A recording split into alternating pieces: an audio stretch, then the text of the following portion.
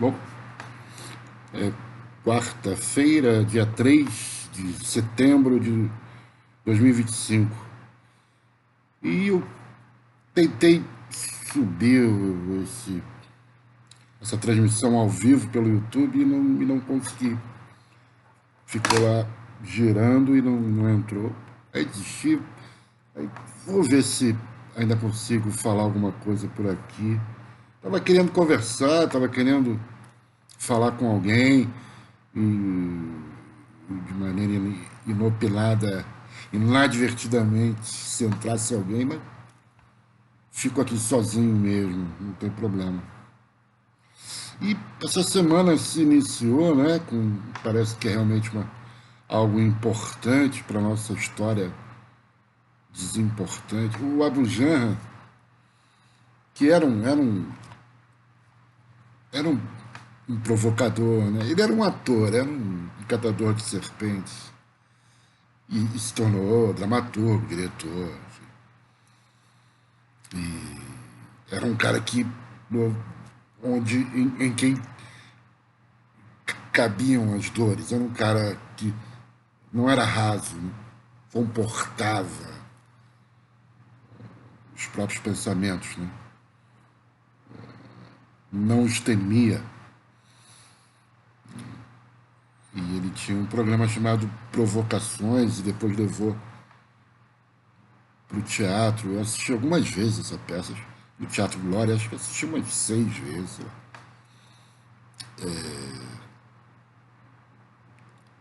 E na época ele parecia comum, né? Hoje eu percebo a importância de um cara desse, quando não se tem mais no debate público, né?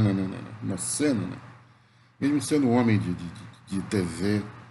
Mas aí, sei lá, que movimente minimamente alguma coisa. Né?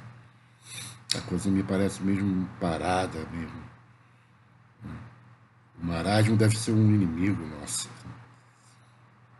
E nós nos acostumamos com isso. Mas ele dizia que no Brasil nada é importante. Vamos riscar essa palavra importância do nosso léxico. Nada aqui é importante. Mas me parece que esse julgamento que está acontecendo no STF, pelo menos, dá conta de muita insensatez e disfarçatez, né? Eu sofri muito nesse período todo de Dilma Rousseff, desde do início do processo da Dilma de execração, né? E que eu percebi desde o primeiro momento que aquilo era um movimento persecutório, não a ela. Óbvio que não. Em política ela é pessoal, né? Estritamente pessoal, que era um movimento persecutório visando a destruição do governo e a destituição da mesma, né? E visava, sobretudo, varrer a dita esquerda do cenário político brasileiro, o que eles quase conseguiram. E eu vim, isso tudo me causou muitos problemas, inclusive problemas de saúde. Eu fiquei mal, fiquei doente, tive pneumonia, coisa que eu nunca tinha tido. Me fez, o Bolsonaro me fez muito mal. Foi um período que eu não consigo conceber mesmo, independente de coloração, de matiz ideológico. Isso no Brasil me parece realmente uma excrescência. O Brasil não tem espaço para isso. Nós não temos lastro para isso. Não há aqui uma divisão de campos políticos opostos. Não há. Né? A questão aqui trata-se de varrer o imperialismo para todos aqueles que vivem aqui e que têm interesse na própria vida em viver e fazer viver aqueles com os quais convive. Né? Presume-se que as pessoas, quase todas do planeta, e quase todos os brasileiros, procriem ou pensem em procriar e gerir as suas famílias. Né? Então, devia ser a preocupação deles Eu não sou pai e não serei, mas me devoto a vida a isso. Talvez aos filhos deles, né? Talvez eu me preocupe mais com os filhos deles do que eles mesmos. Estaria sendo pretensioso. Mas eu tenho essa impressão às vezes. Porque eles não se preocupam, porque ficam numa discussão de somenos, esquerda, direita, não fazem muita diferença, não pelos motivos aventados hoje pela crítica, mas pelos motivos reais, porque o Brasil prescinde dessas coisas. A nossa tarefa é varrer os restos de imperialismo aqui, a presença massiva do imperialismo, decisiva, a mão forte.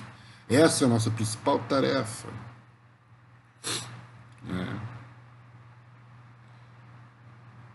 Mas, retomando, eu falava desse momento de um julgamento também absurdo, né? Eu estava vendo o tal de Cacai. Vocês conhecem o Cacai, né? Todos conhecem, ele é uma celebridade. Na verdade, ele é um advogado. Tem o nome dele aqui. Estava vendo aqui. O Wikipédia, né? Do Cacai. Cadê? Pô, será que eu fechei? Aqui, ó. Antônio Carlos de Almeida Castro. Advogado desde muito tempo, né? Ele defendeu todo mundo. Ele é o cara, ele já foi de Sarney a Itamar Franco, de Fernando Henrique a Lula, todos os banqueiros, todos os financistas, todos os corruptos. Ele vai do corrupto ao perseguido político, ele vai do Antônio Carlos Magalhães ao Ciro Nogueira, da Rosiana Sarney ao Paulo Maluf, do Duda Mendonça, a Carolina Dickmann. Ele é o cara, tá? E ele tem falado muito por aí, né? Ele é convocado agora para ir nos canais aí de esquerda, né? Ele é convocado. E ele dizia que ele conhece, né? Ele é íntimo, inclusive, dos tribunais e tal. Ele dizia que não vai, que não vai. O que nós sabemos, né? Eu já havia dito aqui, que um ex-presidente da República, septuagenário, com comorbidades, ou ele fica em casa, já onde está, continua, ou ele vai para um quarto numa superintendência em Brasília, da Polícia Federal, como ficou o Lula. Acho que disso tudo, o que importa é que é o segundo presidente da República que será preso na superintendência da Polícia Federal. Ou seja, o que nós estamos fazendo da política brasileira, né? O que está sendo feito da política brasileira. Porque eu posso afirmar desde já que o próximo presidente terá o mesmo destino. Porque nós estamos conformando a nossa vida política a esse tipo de prática. Podemos ter certeza que já está sendo cavado para o próximo presidente, seja quem for, e aí os possíveis, já estão sendo cavadas as provas para que caia na mesma armadilha e tenha o mesmo fim. É isso, a política brasileira hoje é isso. Porque, como dizia o José Paulo Neto, quem erra na análise, erra na política. E eu vejo tudo que há na internet. E eu não estou sendo exagerado, não. Estou sendo exagerado, não. E nem sou eu portador da verdade ou da melhor visão, da melhor análise. Não, obviamente não. Mas eu vejo gente boa, gente capaz, gente, né, professores, doutores, quase sempre, todos envolvidos com universidade, falando em fascismo. Não vejo fascismo no Brasil, não consigo.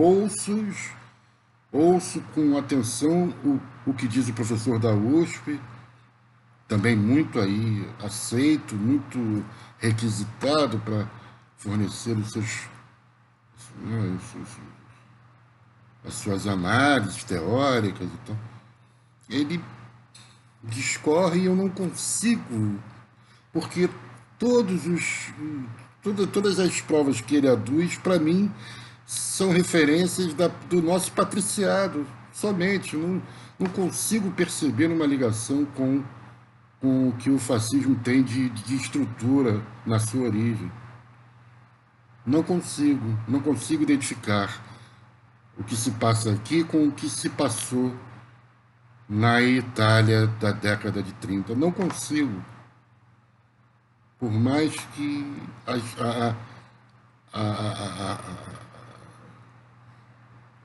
o discurso seja muito bem urdido e tal, não consigo.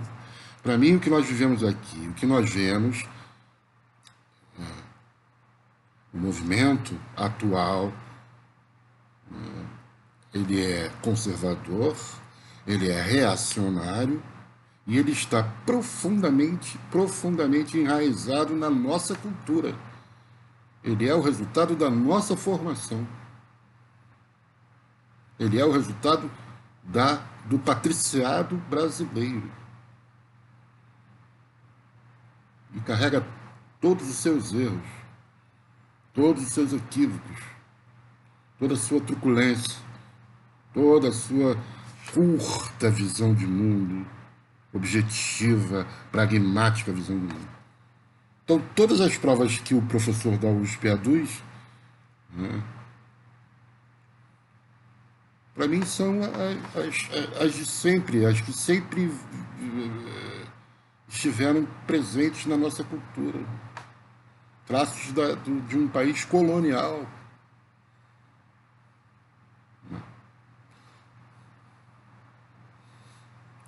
Acho que eu vou fazer um vídeo depois trazendo as provas, né, para tentar aqui fazer uma. E aí vejo um outro professor também muito badalado dentro desse mundinho, né? Só que esse é de Santa Catarina, falando de revolução. Ele é um revolucionário. Ele falando da esquerdinha. Ele desqualifica tudo mais de esquerdinha, de gênero, né? E ele é a esquerda revolucionária. Eu fico pensando, como assim Como assim revolucionário? Revolucionário de quê? Ele é um professor universitário de Santa Catarina, Ilha do Desterro. Conheço, estive lá. Com o respeito que o professor merece, obviamente. Com o respeito que as pessoas merecem, obviamente. E um professor. Mas me parece que a sua preocupação deve ser vencer as batalhas no interior da universidade dele lá. Que para ele deve representar o Brasil. Não, professor. O Brasil, um aluno seu, o melhor, não resiste 24 horas aqui no Rio de Janeiro, você me perdoe. Santa Catarina está muito longe do Brasil. Eu estive em Santa Catarina e só encontrei gaúcho. Eu só encontrei gaúchos em Santa Catarina. E uruguaio. Vocês estão muito mais ligados ao Uruguai do que ao Brasil. É por isso que o seu centro de pesquisa é o centro de pesquisa da América Latina. Você não estuda o Brasil, porque é longe. O Brasil é longe de Santa Catarina. Com todo respeito a Santa Catarina, que tem as pessoas como aqui, como em qualquer lugar. Mas o Rio de Janeiro, eu acredito mesmo que o Rio de Janeiro, esse é um assunto que é um assunto calado, também silenciado, e que terá que necessariamente vir à tona se nós quisermos resolver os problemas do Brasil. devemos começar pelo Rio de Janeiro. E não é por nada, não. Não é porque eu moro no Rio de Janeiro, muito menos. Menos por isto. Eu não acredito nisso, de carioca. Na verdade, tenho até muita desconfiança em relação a isso. Nós estou falando do Rio de Janeiro, o território. Desde que se constituiu como capital, e de fato jamais deixou de sê-lo. E foi o território onde todas as forças esparsas, pulverizadas, se juntaram. E se há o Brasil hoje foi porque aqui elas se reuniram. E o Rio de Janeiro forneceu esse amálgama e forneceu a feição do que hoje nós somos, para o bem e para o mal. E estamos correndo o risco de deixar de ser pela cobiça dos que não têm capacidade de oferecer o que o Rio de Janeiro ofereceu durante tanto tempo. E continua oferecendo. Então, esvaziaram o Rio de Janeiro e, com isso, houve ataques deliberados à sua cultura, né? A cultura popular do Rio de Janeiro, a economia do Rio de Janeiro. Isso tudo não é à toa. Esse estado de violência não é algo que não é alguma coisa que aconteça do nada, sem um propósito. Tratava-se de colocar a locomotiva, não tem a tal da locomotiva que guia o país, né? Tem. Então, para ter a locomotiva, você teve que matar o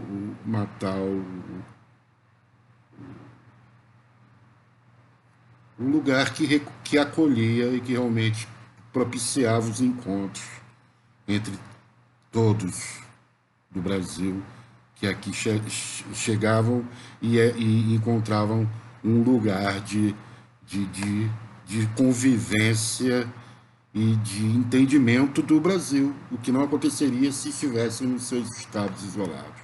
O Brasil continuaria a ser uma vastidão de terras afastadas. Ainda é muito, né?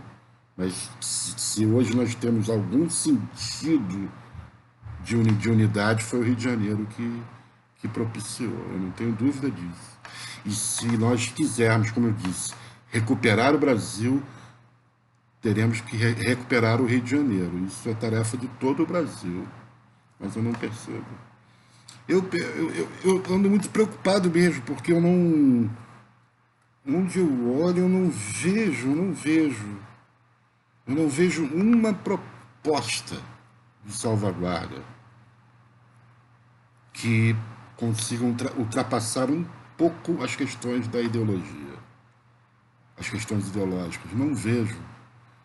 Eu só vejo disputas interessadas de nichos, disputas de interesse.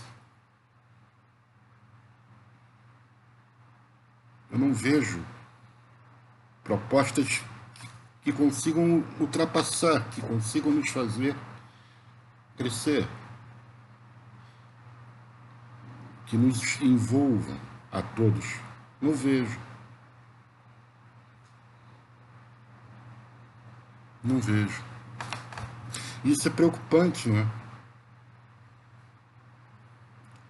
Isso é preocupante.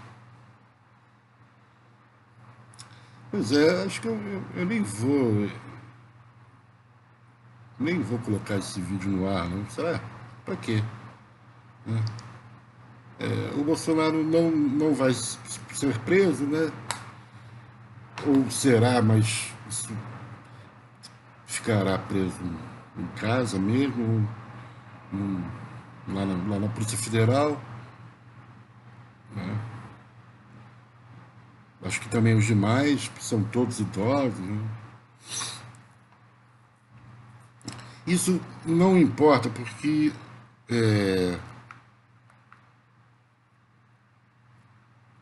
como eu disse, é o segundo presidente da República preso em pouco tempo, né? Isso parece que vai se tornar uma tendência, vai se tornar, enfim, uma prática comum na nossa política. E vai nos tornar cada vez mais reféns desse moralismo barato que está aí campeando, né? A internet é a minha visão, né, dela, o que eu vejo dos canais aí que se dedicam aos debates e tal, puro moralismo, só moralismo, corrupção, corrupção,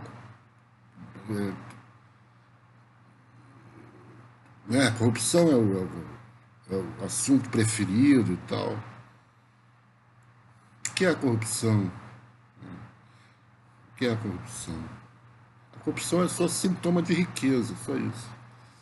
Para mim, a única coisa a corrupção aponta é para a riqueza do Brasil. Se há muita corrupção no Brasil é porque há muitos recursos aptos a serem desviados. Só isso. Não diz mais nada. Mais nada. Mais nada. Eu acho que a tarefa para os que praticam a análise, que podem fazê-la, que fazem análise, que se dedicam seria concentrar todas as forças, todo o tempo disponível para pensar a extirpação do imperialismo entre nós, porque ele é a principal categoria.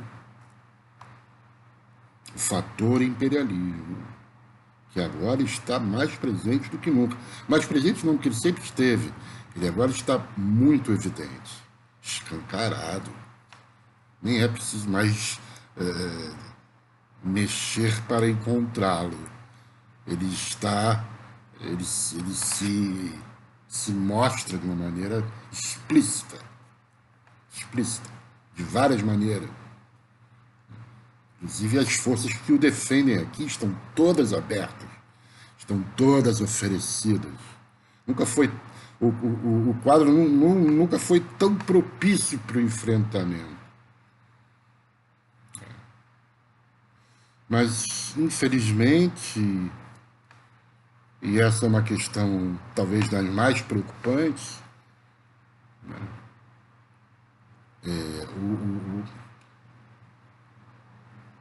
As pessoas que deveriam estar envolvidas com isso, com o combate a isso, estão entregues, né? Eu me dedico a conversar com as pessoas com as quais eu encontro no dia a dia, todas, quaisquer pessoas. Eu converso do mendigo ao lixeiro, ao padeiro, ao açougueiro, o entregador de aplicativo, com quem eu me relaciono diariamente, o porteiro, o síndico e o político e o intelectual. Se bem que com esse a conversa é diferente. É diferente.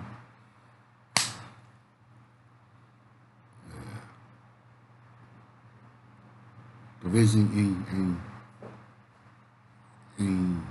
liberdade. Né? E eu sempre promovo com as pessoas um tipo de troca, de conversa. Quero saber delas algo. Gosto, quero saber. Faz parte da minha vida. E olha, eu recolho diariamente dessas pessoas que trabalham, os trabalhadores brasileiros, né? Eu recolho delas um total desprezo pelas questões do Estado, do país. Em geral isso aí é assim mesmo, política é isso aí mesmo, otário, hoje eu ouvi de um menino, otário é quem se mete com política. Otário é quem se mete com política. E aí eu ouço o professor de Santa Catarina e o professor de São Paulo dizendo que é fascismo, não consigo saber como, e que é revolução, revolucionário de esquerda. O partido dele é um partido revolucionário de esquerda.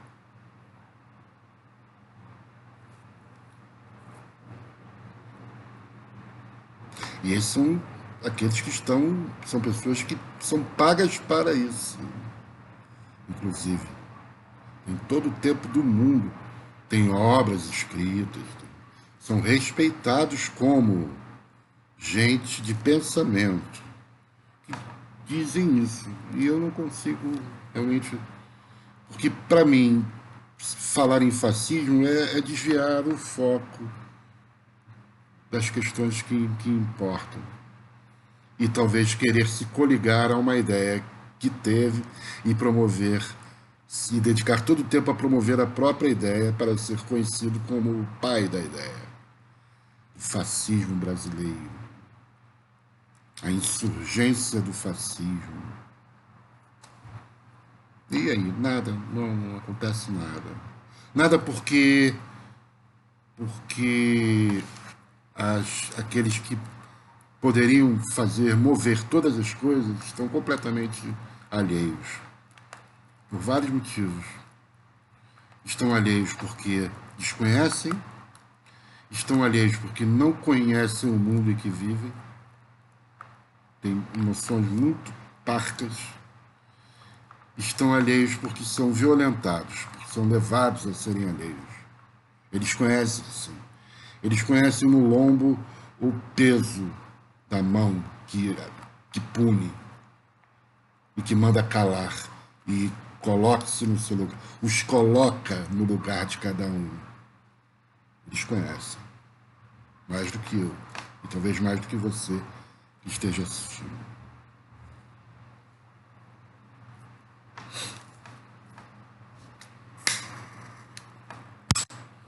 Eu queria ler um pouquinho do Caio Prado. Será que eu leio? Vou aproveitar esse primeiro capítulo do Revolução Brasileira, do Caio Prado. Foi a editora que ele fez para ele mesmo. É uma maravilha, né? O cara, quando tem grana e tem o que fazer, tem o que dizer, tem o que... Ele fez para ele mesmo a editora e ele passou a editar os livros dele. Maravilha, né? Revolução Brasileira. Ele fala que, na teoria da Revolução Brasileira, algo que eu estava relendo hoje, ele fala, no Brasil, talvez mais que em outro lugar qualquer, a teoria marxista da Revolução, na qual, direta ou indiretamente, deliberada ou inadvertidamente, se inspira todo o pensamento brasileiro de esquerda e que forneceu os lineamentos gerais de todas as reformas econômicas fundamentais propostas no Brasil, a teoria marxista da Revolução se elaborou sob o signo de abstrações, isto é, de conceitos formulados a priori e sem consideração adequada dos fatos, procurando-se posteriormente, e somente assim, o que é o mais grave, encaixar nesses conceitos a realidade concreta. Ou melhor, adaptando-se aos conceitos a prioristicamente estabelecidos e de maneira mais ou menos forçada os fatos reais. Derivou daí um esquema teórico planando em boa parte na irrealidade, em que as circunstâncias verdadeiras da nossa economia, estrutura social e política aparecem com frequência grosseiramente deformadas. Ou seja, você não parte da realidade para a teoria. Você não cria a teoria a partir da realidade. Você encaixa a realidade na teoria. Me parece que era o que eu estava dizendo há pouco. em relação ao professor da USP e ao professor de Santa Catarina. Eles reeditam, esse livro é da década de...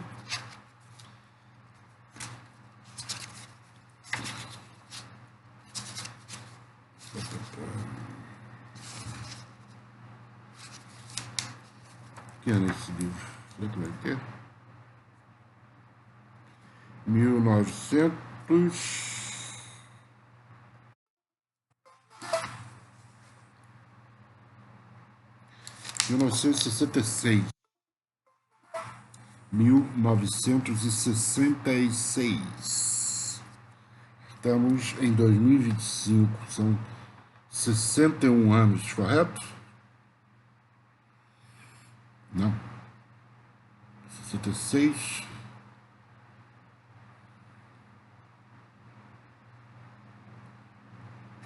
É. 59 anos, né?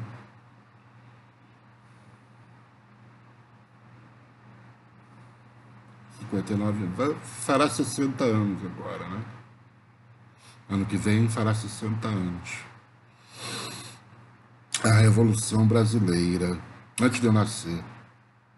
Bem antes de eu nascer e da maioria que está aqui. Inclusive dos professores da USP. Da USP, da Universidade de Santa Catarina. Que estão reeditando o velho problema dos comunistas no Brasil. Mesma coisa. Diatribes, discussões, congressos, sabendo se tratava-se de adotar o leninismo, ou o trotskismo, ou o maoísmo, e o trabalhador perguntando se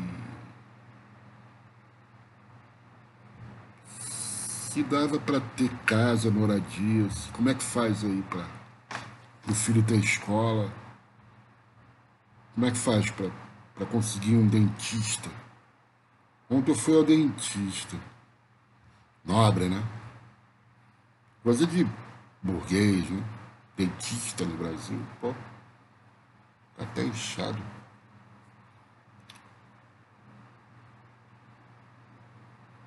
Como é que faz para ir ao dentista?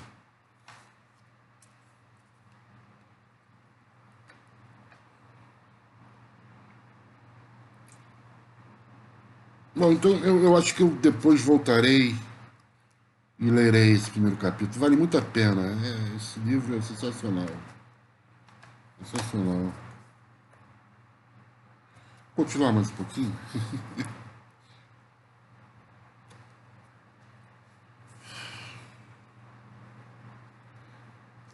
Resultaram disso as mais graves consequências no que respeita à condução da prática, isto é, da ação revolucionária, pois uma teoria de tal maneira aliada da realidade, como tinha de ser aquela que provém de tão defeituosa elaboração, não é possível extrair as normas de uma política consequente e aplicável às situações concretas que se apresentam. Em consequência, a política revolucionária ficou exposta ao sabor das circunstâncias imediatas, oscilando continuamente entre os extremos do sectarismo e do oportunismo, e sem uma linha precisa capaz de orientar seguramente, em cada momento ou situação, a ação revolucionária. Os primórdios daquela teorização às avessas, que vai dos conceitos aos fatos e não inversamente, desses fatos aos conceitos, datam já de algumas dezenas de anos, mas até hoje pesam ainda consideravelmente na maneira como se interpreta a realidade econômica, social e política brasileira. Pesam negativamente, embaraçando qualquer tentativa de verdadeiro e fecundo trabalho de elaboração científica. Fazem, na minha dizer, impossível, sem a preliminar mudança radical de atitude no processo de elaboração teórica. Isso porque os prejuízos herdados do passado se consolidaram em concepções rígidas, verdadeiros dogmas que, contando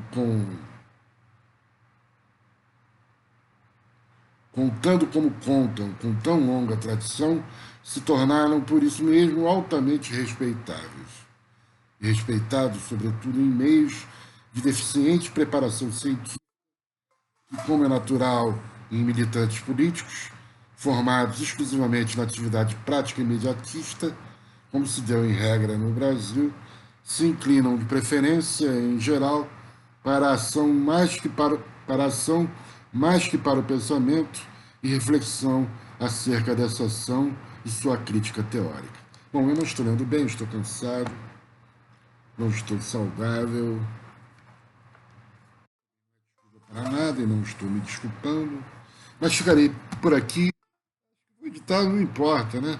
Ninguém vê mesmo. Isso é desesperador, porque nós hoje teríamos nos coligar, teríamos como estar em contato real. Não é WhatsApp, não é ficar mandando emoji, não é, não é, não é querer se miscuir na vida de ninguém. Eu vejo as pessoas muito preocupadas com as vidas de outras pessoas, né? A internet se tornou um negócio de algo comezinho mesmo. Isso é desprezível, né? Acho isso desprezível. Mas eu digo, nós nos ligarmos aos problemas juntos e uns dirimirem as dúvidas dos demais, os que podem o fariam de maneira mais facilitada nesse contato direto, propiciado por isto aqui. Mas eu percebo que isto aqui aumentou o fosso, porque eu estou aqui falando e nada vai acontecer. Isso aumenta muito em mim a minha solidão, obviamente, e a minha preocupação. A minha preocupação com o que está por acontecer. Que já há algum tempo isso não é nenhuma